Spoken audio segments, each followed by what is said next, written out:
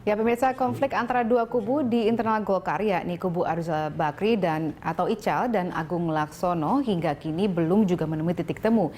Islah yang tercapai pun hanya sebatas mengamankan kepentingan Golkar dalam pilkada serentak Desember mendatang. Berikut kilas balik singkat dualisme di tubuh Partai Golkar. Kubu Abu Rizal Bakri langsung bersujud syukur begitu majelis hakim yang diketuai Lilik Haryadi mengabulkan gugatan terhadap kubu Munas Ancol Agung Laksono, Menkumham, dan DPD Partai Golkar Jakarta Utara. Dengan keputusan ini, maka Munas Bali berikut hasil-hasilnya sah secara hukum. Namun, kemenangan di PN Jakarta Utara tidak serta-merta membuat kisruh di tubuh Partai Beringin usai. Sebab, seperti sudah diprediksi, kubu Agung Laksono menyatakan banding. Apalagi pada 10 Juli lalu, kubu Munas Ancol ini memperoleh angin segar setelah Pengadilan Tinggi Tata Usaha Negara menolak gugatan yang diajukan Ketua Umum Partai Golkar Munas Bali, Abu Rizal Bakri, terkait dualisme kepengurusan partai. Atas putusan PT TUN ini, kubu Abu Rizal Bakri juga menyatakan mengajukan kasasi. Sebulan sebelumnya, tepatnya 18 Mei 2015, kubu Abu Rizal Bakri sempat gembira karena PT UN Jakarta Selatan memenangkan gugatan mereka. Majelis Hakim PT UN yang diketuai Teguh Satyabakti memerintahkan Menteri Hukum dan HAM Yasona Lauli membatalkan surat keputusan yang mengesahkan Partai Golkar kepengurusan Agung Laksono. Begitulah sengitnya pertarungan dua kubu di meja hijau. Uniknya, meski sengit di jalur hukum, namun untuk memuluskan kemenangan di Pilkada serentak Desember mendatang, dengan dijembatani Wakil Presiden Yusuf Kala, dua kubu Partai Golkar yang berseteru sepakat melakukan islah terbatas. Lalu, akankah kemenangan di Pilkada kelak mendamaikan dua kubu yang bertikai? Baik, ini sudah bergabung bersama kita Profesor Indria Samego, pengamat politik dari LIPI. Selamat datang Pak Indria. Terima kasih, Pak. Baik, kita tadi sudah berbicara dengan Pak Fahmi.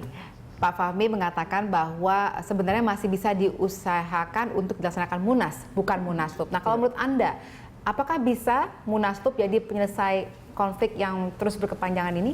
Ya, kalau bisa lewat jalan normal, Munas biasa, itu lebih bagus. Nah, tapi?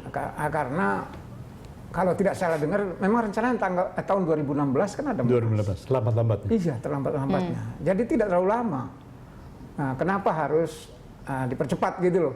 Kalau misalnya kita bicara dalam kondisi normal. Tapi mungkin ini persepsi. Ada persepsi kawan-kawan yang melihat ini tidak akan terjadi. Nah, kalau tidak akan terjadi, maka jalan yang dilakukan adalah Munaslup. Dan konsekuensinya tentu saja walaupun secara ADART secara legal itu diperbolehkan, tetapi suasana menuju Munaslup ini kan belum cair betul. Ya, kecuali memang tidak ada masalah. Seperti tadi saya dengar bahwa dua ketua umum, versi Bali dan versi Ancol tidak usah ikut. Ya, ini kan satu hal yang kalau di dalam kasus yang lain misalnya ini akan menegasi atau menetralisir konflik-konflik yang ada. Seolah-olah sumber konflik adalah kedua tokoh itu. Nah, persoalannya apakah memang demikian sumber konflik? Nah, Bang Fahmi yang di dalam mengetahui. Tapi kalau saya dari dulu melihat bahwa Golkar ini memang kaya dengan faksionalisme, faksi. Ya. Jadi kalau majemuk itu punya potensi konflik lebih banyak, lebih terbuka dibandingkan yang homogen, gitu kan. Apalagi tidak ada leader yang cukup powerful di situ, gitu kan. Akhirnya bisa ada interpretasi sendiri-sendiri seperti yang terjadi sekarang. Jadi menurut saya kalau misalnya 2016 itu sudah disepakati, ya udah kesepakatan itu sangat mahal. Sudah sejak awal pun saya kalau nggak salah dengan Hajrianto Tohari pernah di ruangan ini juga membicarakan mengenai Munas rekonsiliasi gitu. Tapi ya ibarat angin lalu saja, padahal Hajri adalah bagian dari pengurus harian Golkar saat itu sebelum dia mundur gitu. Iya, kalau kita lihat kan Munasnya sendiri baru direncanakan 2016 nanti. Nah mungkin Bukan waktunya direncanakan, diputuskan oleh partai. Baik. Nah ini permasalahannya kan mungkin masih lama. Kemudian ternyata banyak pihak-pihak yang mungkin belum sabar menunggu dan akhirnya memutuskan untuk mengusulkan jalan keluar seperti ini.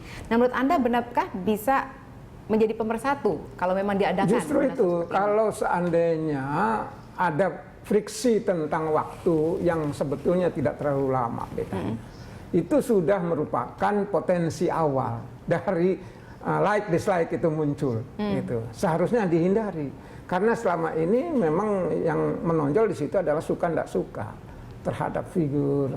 Nah, oleh karenanya jangan mengulangi lagi. Itu sudah merupakan sumbu yang harus dihindari.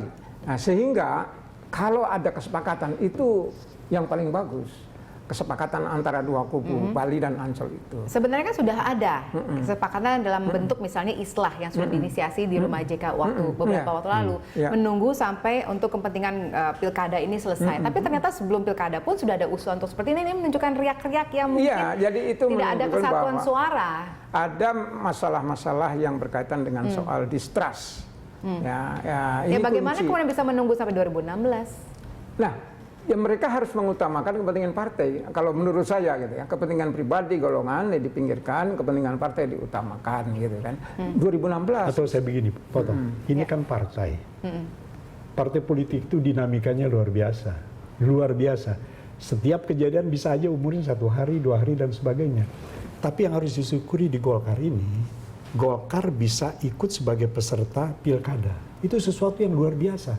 Dalam situasi konflik, dengan segala macam proses, dia bisa ikut pilkada. Dari sekitar 290 pilkada, 69, 269, itu Golkar bisa ikut pilkada lebih dari 250. Itu kan luar biasa. Sementara ada partai yang tidak bisa ikut pilkada. Ini sesuatu yang optimis. Artinya, di dalam situasi konflik, Partai Golkar bisa mengambil keputusan politik yang disepakati. Satu. Yang kedua, Golkar terbiasa memakai ketentuan ADART di dalam segala macam penyelesaian baik konflik maupun bukan konflik. Dan itu tetap dipegang. Bahwa Munaslup diatur oleh ADART, ya. Tapi seperti saya katakan tadi, para kader muda yang akan kita tampilkan sebagai pimpinan Golkar yang akan datang akan ragu-ragu kalau mereka terpilih di Munaslup. Apalagi mereka tahu bos-bos besar ini tidak sepakat, gitu kan? Jadi saya yakin mereka-mereka akan ikut pada Munas yang diatur oleh ADART yang disepakati oleh kedua kubu. Dalam hal ini ketua umum DPP masing-masing menyetujuinya. Dan Mahkamah Partai menentukan paling lambat penyelenggaraan Munas itu 2016. Ini 2019, 1 tahun lagi. Tidak 5 tahun lagi, 1 tahun lagi. Selambat-lambatnya. Bisa saja 2016, bisa saja pertengahan 2016, dan sebagainya. Baik. Oke, kita dengarkan dulu ada penelpon yang ingin bergabung bersama kita untuk membicarakan nasib Partai Golkar pada hari ini. Ada Pak Guntur di Bandung. Silakan Pak Guntur. Selamat malam, Berita Satu. Selamat malam. Selamat malam, ada Bang Fahmi, senior sesepuh Golkar, dan juga Prof. Indri Assalamualaikum. Saya ingin mungkin berkomentar ya, justru karena mengambil tadi pernyataan dari Bang Fahmi gitu loh. Ketika untuk pilkada, kedua kubu ini bisa katakanlah islah sementara ya, waktu kalau saya nggak salah ingat di rumah Wapres Pak JK ya, di Ponorogo, untuk mengamankan posisi Golkar ya, dalam kelangsungan pilkada dan kedepannya gitu. Mereka bisa kan untuk ketemu kedua kubu itu, kubu Pak Ica dan kubu Pak Agung. Artinya sebenarnya pada tataran menyelamatkan kepentingan partai, mereka bisa untuk bersatu. Tapi yang makanya disayangkan sekali ketika berbicara soal kepengurusan. Nah, ini kan kepengurusan kan ego masing-masing lagi yang mungkin yang ditonjolkan gitu ya, sehingga masih sulit untuk bersatu, sehingga akhirnya kita melihat bahwa terjadi ada 2 kepengurusan dari 2 hasil Munas. Nah, ini mungkin saya juga melihat upaya Munaslup ini tidak berarti juga menjadi sebuah solusi begitu, tetapi juga mungkin ini adalah bentuk ketika elit-elit muda Golkar sudah merasa bahwa wah kalau misalnya Munas lagi kita berusaha, memang eloknya begitu gitu ya dari kedua belah pihak gitu, setuju kita bikin Munas atau kita bikin Munaslup. Cuman kalau misalnya begini menunggu lagi sampai kapan? Walaupun menurut tadi Bang Fahmi bilang ya apa namanya Cina perang saudara sekian ribu tahun, tapi kan kita juga tidak ingin ya partai yang cukup mapan ini, cukup matang ini dan biasanya menjadi contoh. Semua orang pernah reformasi diperkirakan akan hilang tertelan bumi, tapi berhasil tetap eksis. Begitu loh. Saya mungkin minta elit-elit Partai Golkar ini lebih melihat ke dalam lah ya, bahwa kepentingan partai yang lebih besar justru mungkin bisa mengecilkan ego dari masing-masing ini. Terima kasih. Baik, terima kasih Pak Guntur sudah bergabung bersama kami ini. Sudah ada penelpon yang mengatakan ini sebenarnya lebih kepada ego. Ego, betul. Saya setuju dengan pendapat Kang Guntur tadi ya. Bentuk penyelesaian yang ideal adalah pertama, para tokoh ini Agung Laksono maupun Abu Rizal Bakri menyatakan saya sampai di sini saja. Saya tidak akan ikut lagi pada Munas yang akan datang. Saya akan serahkan kepemimpinan Golkar kepada tokoh-tokoh muda yang berlapis-lapis ada di dalam Golkar. Dan saya pun melihat, saya sering bertemu dengan mereka punya kemampuan. Dan saya yakin Saudara Abu Rizal maupun Saudara Agung tidak akan maju. Itu syarat mutlak itu. Itu menimbulkan kepercayaan semua pihak bahwa keduanya memang ingin menyelesaikan partai seperti Mas Guntur tadi katakan untuk kepentingan partai, tidak untuk kepentingan ego. Walaupun bermula dari bermacam-macam bentuk ego. Dan saya yakin kedua belah pihak, Saudara Agung dan maupun Saudara Abu Rizal akan melakukan hal yang demikian. Kalau langkahnya begitu didahului oleh berhasilnya Partai Golkar ikut pilkada, maka tidak ada alasan kedua kubu menyelenggarakan Munas sesuai dengan ketentuan ADART yang diatur paling lambat 2016. Paling lambat itu bisa bulan Januari 2016. Kalau bulan Januari 2016 kan hitungan bulan. Iya, tapi kalau Pak Indri sendiri melihatnya bagaimana? Apakah kita bisa kemudian menyelesaikan permasalahan ego ini? Kan tadi Pak Fahmi Idris mengatakan optimis mereka kemudian akan sepakat tidak akan ada yang maju. Ya. Nah terus ini gimana? Iya, sebetulnya tadi saya katakan bahwa ukuran persepsi masing-masing ini bisa berubah-ubah. Bang Fahmi menggunakan istilah dinamika, ya lebih netral gitu kan. Tergantung pada persepsi fungsionaris dalam melihat tantangan Golkar. Kemarin tantangannya adalah bagaimana bisa menyelamatkan 40% suara pimpinan kepala daerah Indonesia itu yang asalnya dari Golkar. Ya, walaupun belakangan ya tidak semuanya, bahkan ada daerah-daerah potensial itu dan pengurus Golkar pula keluar dia lewat jalur netral gitu. Ini menunjukkan ada persepsi yang berbeda dari orang Golkar di daerah. Tapi kembali lagi kepada kemungkinan tadi.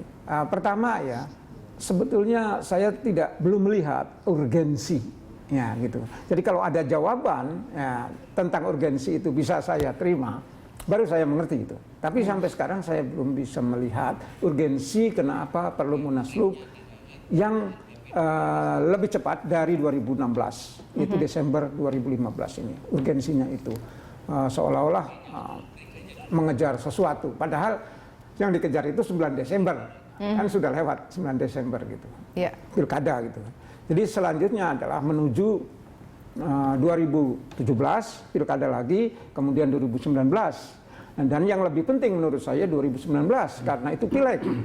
Pilkada ini ya seperti tadi saya katakan, banyak tokoh Golkar di daerah juga keluar tidak menggunakan kendaraan Golkar, mereka pakai independen gitu ya.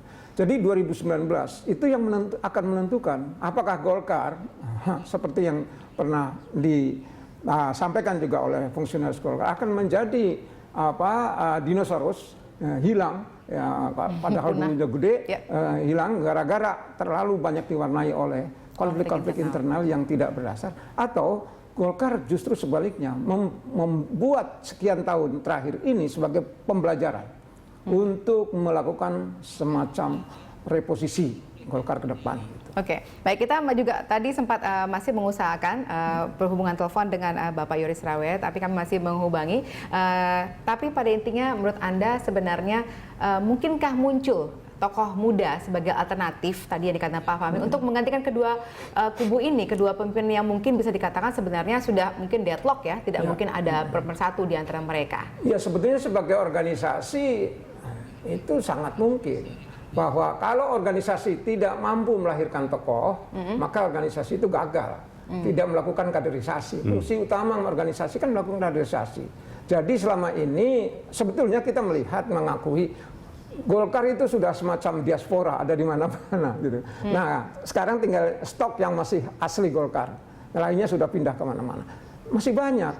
Nah, masalahnya seperti Bang Fahmi harapkan para senior ini legowo untuk lebih mengutamakan kepentingan partai. Apakah mundur atau malah mendorong ya orang lain untuk maju? Kalau orang mereka mau maju lagi, mau jadi ketua, ya justru itu, untuk yang muda justru itu. naik. Jadi sekian puluh tahun yang lalu saya menyampaikan perlu ada regenerasi kepemimpinan Golkar. Tidak itu lagi.